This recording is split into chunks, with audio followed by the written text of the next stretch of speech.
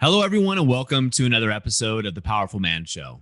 I am your host, Doug Holt, with my co-host, Tim, the Powerful Man Matthews. Tim, what's going on? Coming live right from your new pad, man. How you liking it there? I love it. Yeah, I'm looking forward to getting the office done. I realized the other day, fucking hell, there's so much to do to get it all set up. You get it, right? You've recently moved. So I just have this overwhelming desire to have it complete. Yeah. It's like we've moved to somewhere with an epic lifestyle, yet we've not yet got to the lifestyle portion to a degree because we're spending the weekends and a lot of time being like, right, what do we get to order? What do we get to do? So it's awesome. I love it. And I'm looking forward to the time when, we've just got the foundation set.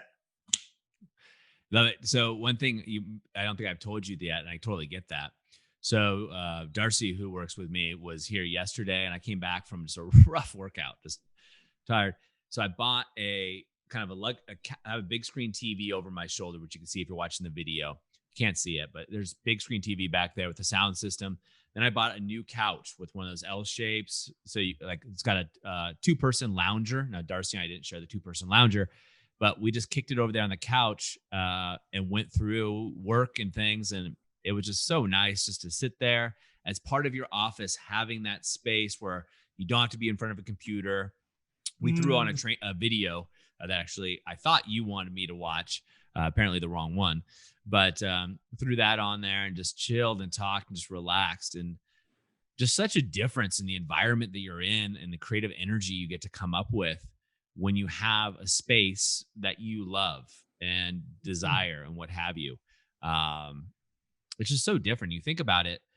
One of the things that I've always listened to, and I can't remember I have no idea who coined it, but the two biggest investments you should always make is have a very quality bed, because you spend, half of your day or at least a third of your day in it, ideally, hopefully having great sex too. And then the other one's your shoes, right? Because you're walking around in them. And most people don't think about those things. The third one I'll throw out there for us business leaders is our office. Yep. Right? Because we spend so much time at the office when we're not home or what have you. COVID crap, man.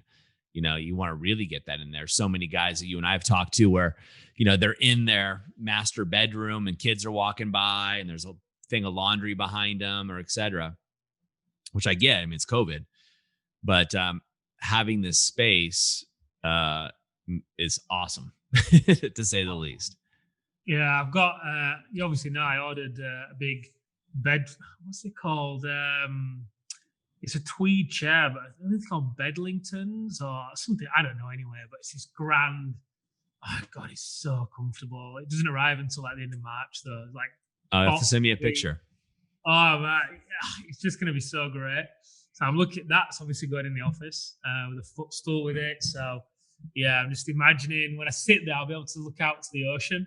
So that's going to be, I think, my journaling spot. But yeah, I'm going to set up a little space away from the computer as well, where I can, watch trainings or, do things that I don't have to be sat at the desk or in front of the computer, because I would definitely work best when I'm away from it. Yeah. For sure.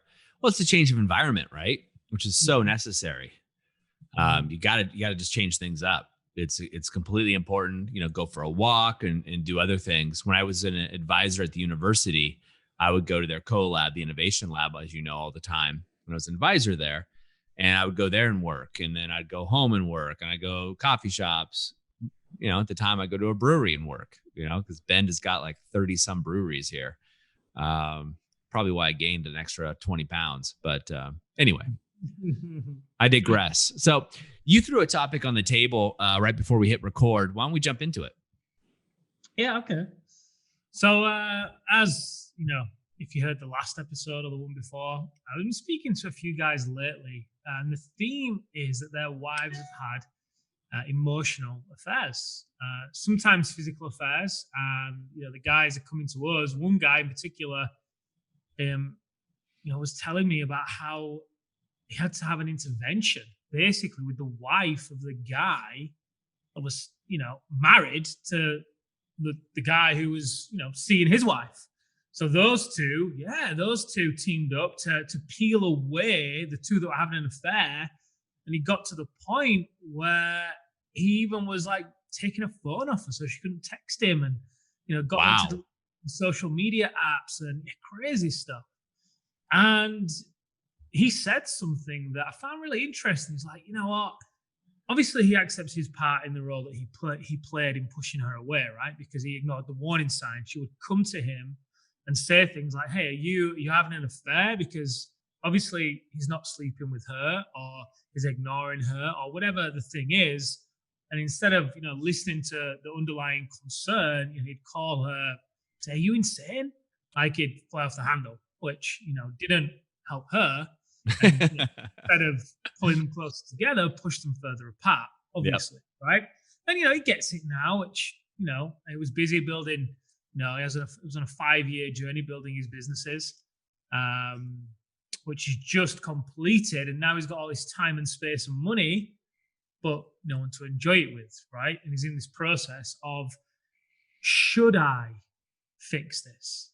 And that's what I wanted to throw out there and get your opinion on, right? What do you think, or what advice would you give these guys that are in this position? They accept their side, how they contributed to the wife having the emotional affair. Hmm. But, they're reaching out to us because they think that they should do it. It's the right thing to do to try and fix this. And maybe they do still love the woman. I don't. But they've got this nagging thing in the back of their mind, should I do this? Should I fix this? After how she's treated me, this one guy in particular, sometimes, Tim, I just think, how could she do this? I've spent the past 5 years building this business, basically just paying her to go to the gym for 5 years to train like an athlete, and she repays me by going and banging the trainer, which I thought was a really fair point. you know. So anyway, yeah, what advice would you give? Let's say somebody's listening to this, maybe in a similar position, maybe it's this guy and he's struggling to come to terms in his own mind, should I fix this or shouldn't I fix this? Wow. This isn't the topic you talked about earlier, roughly, but deviation. So That's what you should get. So let's just hit record because I've not finished. Yeah. I like to do things on the fly. It's fun. Keeps me on my toes. So here's what I would say to him if he was in front of me. The first question I would ask him is, do you love her and are you in love with her? The answer is yes to both of those. Let's fix it. The answer is no, or I'm not sure. Well, if the answer is no, then screw it. It's time to prep yourself, get yourself a lawyer. It's time to get ready. Game on. You're exiting, right? Let's get your exit plan together. Just like in business, right? We'd have an exit plan. What's your exit strategy? We need to exit. I guess it's a little different because hopefully you have an exit plan before you get in a situation in business. But what is your exit strategy and get there? If he's wavering, not sure, I'd want to dive deeper on what's really going on. Because is that ego that's telling him he's not sure, right? The ego of like, oh, my male pride is hurting. And that's another topic we can go into. But let's just say, because if he's reaching, my guess is that this guy does love his wife. Yeah, me Or he too. wouldn't be trying to get the phone from her. He would have just said, fuck you, I'm out. We just lost our whole iTunes, no profanity rating there. But he'd be, I'm out of here. And we screw you, I'm out. And he'd be banging the other guy's wife or something else, right? Mm-hmm. And that wouldn't be an issue. Or this, I know there's different guys here you're talking about. Yeah, well, this one guy, just the other caveat is he's got kids as well. Yeah. So that also throws in another, do I want to leave it and then risk somebody else raising my kids? I only see my kids half the time. And I do think he loves her and I do think he wants it, because if you look on actions, he has gone and invested in working with a therapist. He's helping him, but it's not solving the marriage problem. And then he's reached out to us, obviously, digested a ton of podcasts. He has spent time with one of the advisors, then got passed through to me. So he's invested hours into this already, right? Into not thinking about this, but actively trying to fix it. Yeah. So again, let's just assume that he wants to. So what I would tell him, and this is common for us guys, right? Maybe he's saying, hey, look, I should do this for the kids. I disagree. Disagree. Don't do this for the kids. You don't want your kids going through life watching a mom and dad. This is what a relationship should be like. That's a shitty one. No, no, that's actually the worst thing you can do for your kids. Show your kids that they need to value themselves, love themselves, and they should be in a loving, caring, sexful relationship, not a sexless one. So let's cross that bridge. Let's just say that he loves her, he's in love with her, and this happened. He's trying to figure out, should I stay? Well, what I would look at this point is not only, like you said, he says he takes role for his part, is what can he do? Why did this happen? Right? That's what I would look at myself and try to figure out. What, first of all, she's got to stop immediately. Period. End of story. She's not going to stop immediately. I'm out. Right? I'm gone. I'm out, Then I'm going to work on myself. We talked about raising your stock, raising your value. Like this guy obviously is. He's joined the activation method, or he wouldn't be talking to you. I'm assuming, because usually guys, you talk to one of our alumni, we call them advisors. They're alumni. They're guys that have been through the program that just want to help other men. Then if it's a good fit, you might talk to Tim or somebody else that's on the team again to see if it's a good fit. We just don't take everybody to come through the program. That's not the way it's designed. We're not that kind of a place, right? You gotta be the what's that? We also give a guarantee, right? So we can't just put everybody in there with the guarantee. We've got to make sure it's going to be the right. It's got to be the right environment for all the men too, because that's the key, right? Is helping the guys. So what I would say here to him, if he's investing in himself and he's doing that, assuming she's stopped, maybe it's banging the trainer, right? Now I'd go down and talk to the trainer too, personally. I go down and have a conversation. I used to own a gym, and you'd see this all the time in the fitness industry. Sorry, guys, but you do see it a lot. But I'd go have a conversation. And here's the thing: I wouldn't be taking a phone offer to get her to stop. Nope. No, I'd be like, "Hey, your choice. You either stop or you don't. If you don't, I'm gone." Yeah, honestly, I'd probably check. I'd want to know. But I would just say, look, if you don't want to be with me, that's fine. But we're exiting. Or not exiting. I would just say, then that's fine. And it's not working out. Great. Love you. I want to be with you. If you don't want to be with me and you're not willing to work on this, fine. But I would say a clear line of delineation for me is if you want to be with another man, it's not going to work for me. Understand that's what you want to do. You do your own thing, but I'm not available for that type of relationship. Right. And I'd draw a clear line in the sand. Boom. This is it. Yes or no. If she wants to work on it, then you do it, right? You work on yourself. You get fit. You hire a trainer, right? You go to the gym, right? I'd definitely pull the plug on her gym. She's going somewhere else now, right? Or not going anywhere. She's got to make amends for me. And you double down like these guys, kudos to them for reaching out to develop yourself, right? I think, Tim, it shows the biggest balls, right? The courage to reach out to the powerful man and end up talking to you and saying and sharing what these guys shared. I mean, those are courageous men. No doubt this guy's running a great business, right? Because it takes that courage and that gumption to step up. Most men just listen and go, yeah, I'd love to do it, but excuse.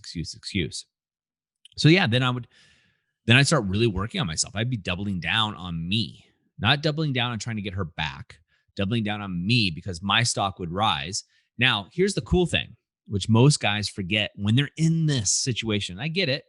When you're in it, you can't see the forest from the trees.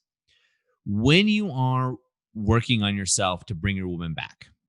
So I'm going to use this whole value yourself, the sexual marketplace value kind of idea.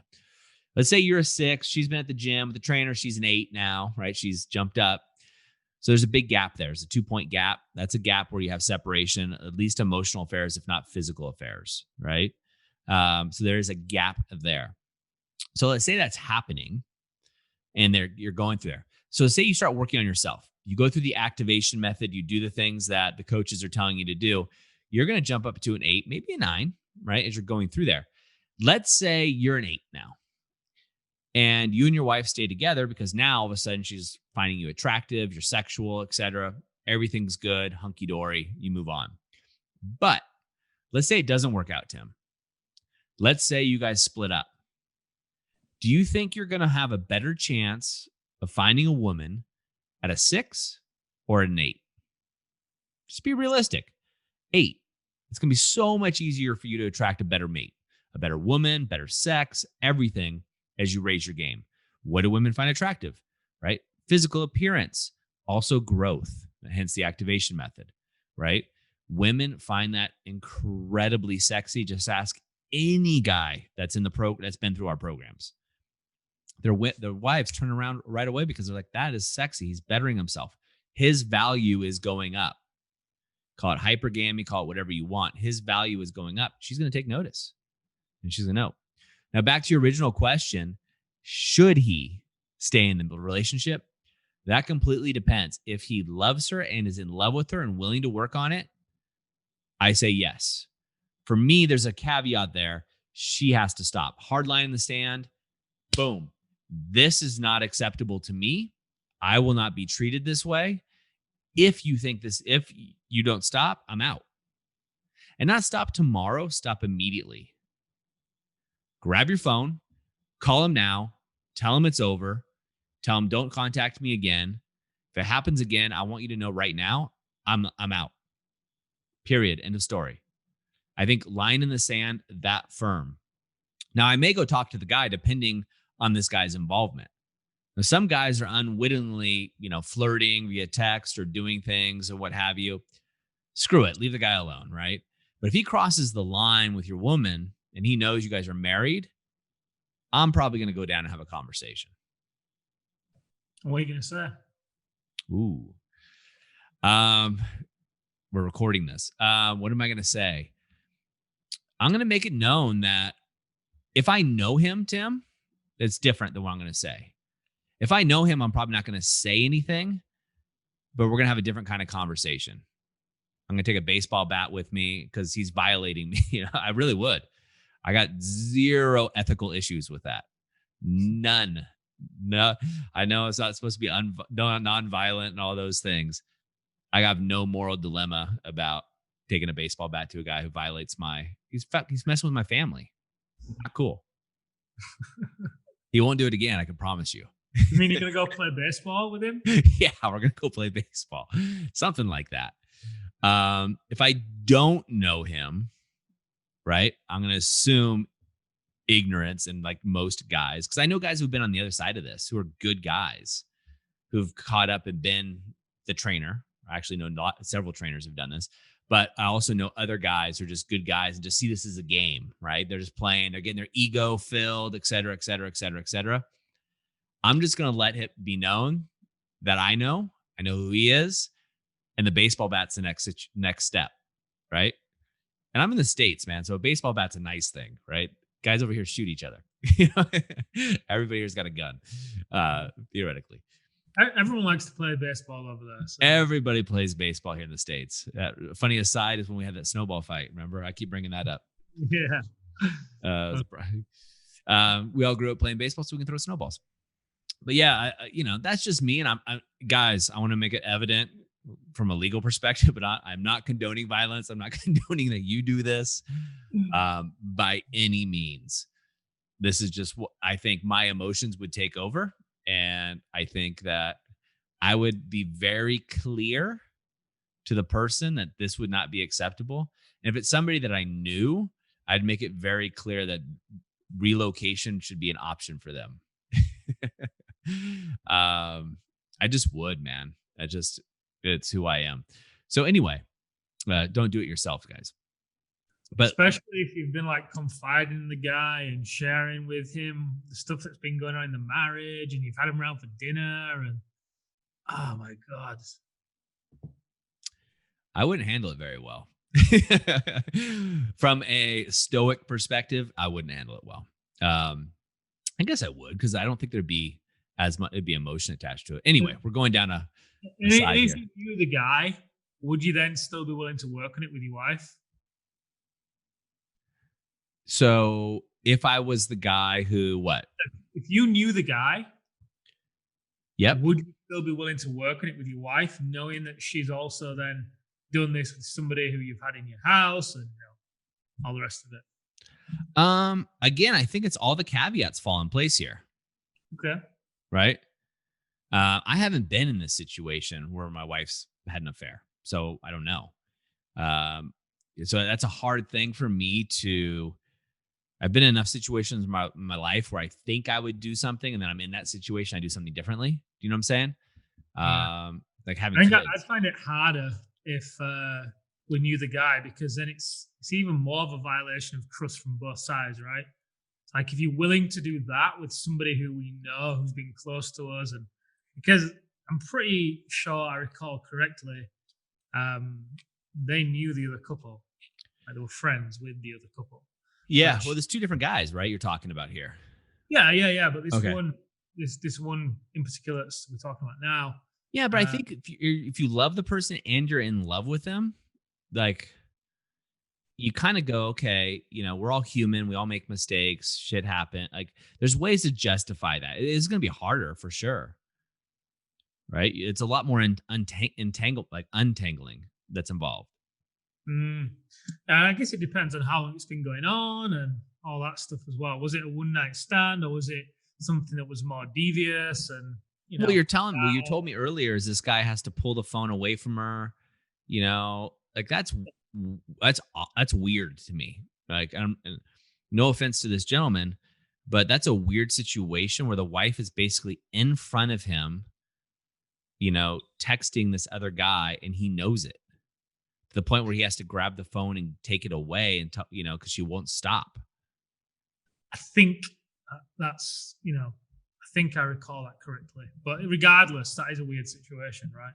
Yeah. I mean, obviously she doesn't give a shit. She doesn't respect him. That's what Yeah, it tells that's the me. big thing, the respect piece. What? Uh, that's the big thing, the respect piece, right? And then the way that he's doing the work to try and repair it is he's leaving her notes, he's buying her flowers, he's doing The the wrong way to thing. do it.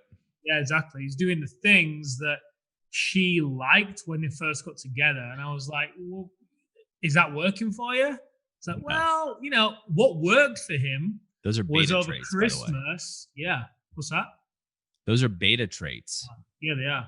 What worked for him was over Christmas when he basically reached boiling point and and said, right, no more, I'm gone. Took the kids and left the family gathering for the night. She then woke up the following day and was like, I'm so sorry. He was like, I saw that woman again. It's like, yeah, because you draw a line in the sand and you've said, here's what I'm no longer willing to accept. You've gone. And she's like, wow, the respect is coming back. But when you're leaving the notes and you're buying her flowers and taking her on trips after doing that, there's no respect there. No. No, I mean, there's a different I wanna do a podcast on this, the difference between alpha actions and beta actions, because so many guys fall into the Mr. Nice Guy, the nice guy realm, right? There's a book called Mr. Nice Guy that talks about this as well, which is really good. It's by Glover, I think, is the guy's name that wrote it. It's a good book. I recommend reading it, guys. Um, but it talks about a trap that so many men, I fell into it, right? The nice guy. Okay, things aren't working out in the marriage, the relationship. All right, I'm gonna take out the trash, do the dishes before she gets home. Okay, I'm gonna do more, do more, do more to be a better husband. Yay! Doesn't work, man. My wife just wanted me to lead. There were other things I was doing that she didn't like, right? I was working too much. I turned to business instead of her. Other things that I was doing. So when I try to do the beta things, it wasn't it. And granted, I could use a little more beta, probably according to my wife and according to other people, I could use more beta in my life. But sprinkle them in, right? Don't just go overly. Chances are she's looking for you. And sometimes I've heard this from women, Tim, where they want their man to be dominant and to be more alpha and the leader. So they will have an emotional affair to shake it up. So he will step up, right? Or a physical affair. So he'll step up because she's probably been wanting this and hasn't known how to ask or get it, or has asked and is not getting it. Because if a woman has to ask you to be more of a man and you become more of a man, that's a beta trait because she's telling you what to do. She doesn't want it. This is the whole idea that women talk about it. Guys make jokes about it, but a woman wants you to know what to do. That's alpha, right? Alpha isn't being the biggest dude in the room, pounding your chest, taking a baseball bat to a guy. Those aren't alpha things, right? That's not alpha. Alpha is taking the leadership role. taking the dominant role. That's really what it is. Whereas beta is being more submissive in the situation. Mhm. And my guess is, well, trainers naturally. I mean, you were a PT. I was. I ran a whole business around it. So did you. And you're naturally in an alpha environment, right? And act naturally seen as an alpha. So that's a tough one, guys. By the way, it's gonna A be lot of fun. real. What? It was a lot of fun. I bet it was. I'm just gonna be real with you because if your woman's trained with a trainer, and we have a lot of trainers that listen to this, and you guys know this. And I would say 90% of those trainers are ethical and doing a great job. But then you have the 10%, your wife's sweating it out. She's working on a goal. She's working on a goal. She's bettering herself. She's in a hypersexual environment, working on her body. She has a guy who's probably sexy, who's in a dominant position of her, telling her what to do, telling all the things that she wants you to do. It's a formula for an affair, right? Professionals, fitness professionals don't cross that line. But very few are, I said, but 10% definitely aren't professional. Very few are really professional. So it's something definitely to watch out for. I know that's not what you're talking about, but it's an aside. And there's been times in my career, Tim, where I've had husbands show up. I had a private facility in Santa Barbara, but I've had husbands show up to meet me, when their wife started working with me. And that was cool. Like, I'm like, all right. I mean, I knew it. It was kind of you feel bad for the guy, but you kind of know it. And I just wanted to come by, meet you, say hi, introduce myself. And that's kind of the subliminal message there is, hey, if anything goes wrong, I'm going to show up with a baseball bat and play baseball with your skull. But that's what I mean. The guys are being protective. Now that's a beta characteristic again. If the woman finds out and knows about it. So usually the wife, if she finds out, would apologize to me. And it's like, no big deal. I'm not here to do anything. I'm a professional. We're here to work on your goals. We'll leave it there. Definitely going to leave it there. So yeah, when you look at this situation, again, I would go, do I love her? Am I in love with her? And if I am, then is she going to stop? And am I willing to work on this? Because guys, it's going to take work on your part too. Mhm. She's got to be willing to work on it as well. But it starts with your leadership. It starts with you guys doing it. It sounds like these guys are signing up for the activation method. They're going to activate, right? So they're going to activate themselves. They're going to get into that powerful state. She's going to step in line, is my guess. And I say that it sounds misogynistic, but I mean, from a leadership standpoint, she's going to step in line and follow the leader, right? Which is going to be him, which he hasn't been. And that's going to change things. And if it doesn't, he's going to raise his market value. And if they break up anyway, he's going to be a better man and is going to have more value in the sexual marketplace. Yep. For sure. And you also Awesome. get part of the activation method that I think you'll benefit from is getting out all of those emotions, because he's also, at the end of the day, he's angry, quite rightly. Oh, yeah. Sad, ashamed, frustrated. So there's a side to this where for him working on it, it cannot just be all logical, talking about it and things like that. He gets to go through his own process to release some of that stuff. Otherwise, he's going to carry that with him. He's always going to feel restless because he's got that undercurrent of unease. So, yeah, I'm looking forward to that. Awesome. Love it. Well, I wish both these guys, and gentlemen, if you're in the situation, the best of luck. Reach out. Don't suffer in silence, guys. Reach out like these two guys did, whether it be to us or just reach out in the group and have a conversation. And there's a lot of guys going through this right now. And the thought that it's your fault or you're alone is just not true. Just not true, guys. A lot of men go through this situation. I would say a lot anyway. I don't know the statistics, but no need to suffer in silence. Guys, also, as always, go over to thepowerfulman.com/bonus. If you haven't already, grab the Reignite cheat sheet, put it to work. See some of this methodology work in your relationship today and do that right away. And as always, if you haven't already, please leave us a rating on iTunes. An awesome, authentic rating would be great. And let us know what you think about the podcast so other men like you can find us. Until then, gentlemen, we'll see you next time on The Powerful Man Show.